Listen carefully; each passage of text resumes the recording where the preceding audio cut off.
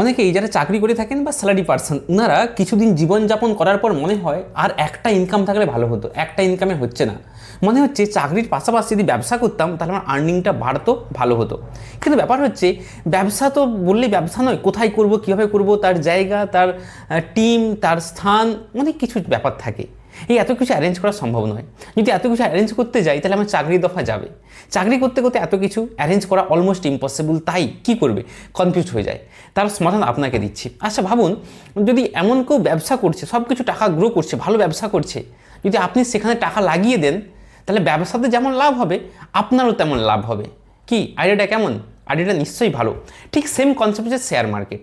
আপনি চাকরির পাশাপাশি যে টাকাটা আপনি আপনার যেটা সঞ্চয় করছেন ওই টাকাটা কারো ব্যবসাতে যদি লাগিয়ে দেন, হতে পারে সেটা রিলায়েন্স ইন্ডাস্ট্রি বা এইচডিএফসি বা বড় বড় কোম্পানিতে আপনি লাগিয়ে দিন। লাগিয়ে দিলে কী হবে, কোম্পানির ব্যবসা যেমন বৃদ্ধি পাবে, আপনার টাকাটা বা আপনার প্রফিটটা সেরকম হতে থাকবে। এটাই হচ্ছে শেয়ার মার্কেট। আমরা শেয়ার মার্কেটকে জটিল করে ভাবি, তাই প্রপার শিখে যদি শেয়ার মার্কেটে ইনভেস্ট করা হয় তাহলে এক প্রকার আপনি ব্যবসার মালিকানা হচ্ছেন।